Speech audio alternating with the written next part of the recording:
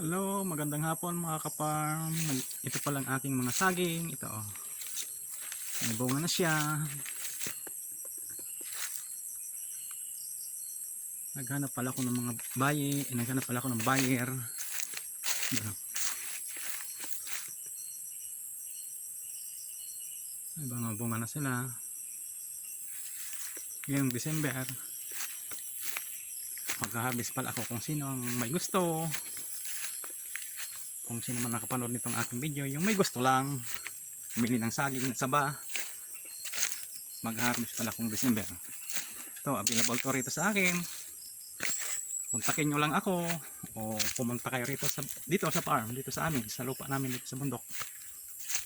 Ano to, along Lakibid, Barangay Gindaulan.